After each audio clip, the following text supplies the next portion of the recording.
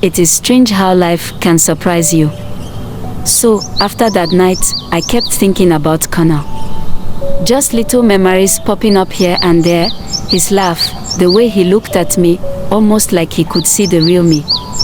That morning, I looked at Tunde's picture again, and for the first time, I didn't just feel the ache. I felt gratitude. I could almost hear his voice saying, "It's okay, Martha. You can be happy again." And that morning, I whispered back, "I'm trying, Tunde. I really am." A few days later, my phone rang.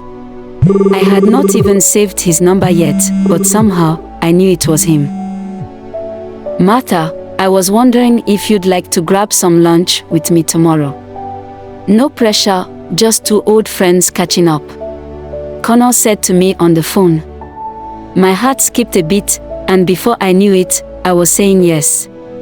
Meeting Kunle for lunch felt like stepping back into a familiar, comfortable world, but with a little spark that I hadn't noticed before. We shared stories, some funny, some sad, and I found myself opening up in ways I had not in years. Kunle brought back memories of my younger, carefree days. He was teasing me about the old school play, the one where I tripped over my own dress. And of course, he had not forgotten. He jokingly reminded me that I was the only Juliet who literally fell for Romeo.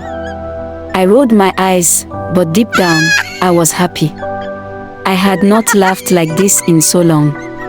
After lunch, we decided to take a walk.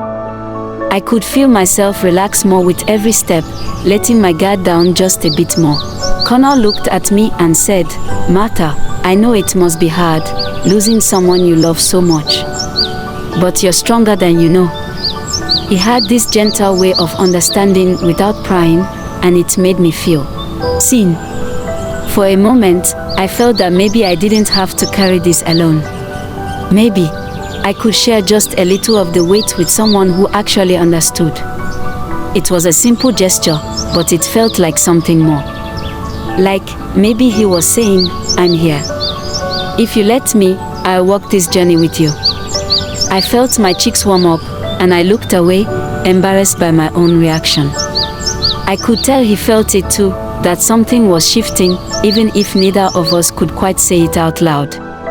Later in the evening, as I was sitting at home, replaying the day in my mind, I wondered, am I ready for this?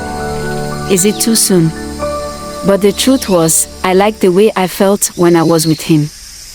The next day, I met Amina for coffee, that one friend who has been rooting for me. As we were having a drink, Amina said, "Girl, I knew there was something going on with you. You've got this little glow these days." I couldn't help but to laugh. I laughed, brushing it off. "Amina, it's just a lunch date," I said, but she gave me that look, like she saw through every excuse I could come up with. Again, Amina said, "Martha, you deserve this. Tunde would want you to be happy. And if Kunle makes you smile like this, then maybe you should give it a chance." Later that night, I was alone in my room, looking at Tunde's picture. I sighed deeply. As much as I wanted to follow my heart, there was a part of me that couldn't help but feel guilty.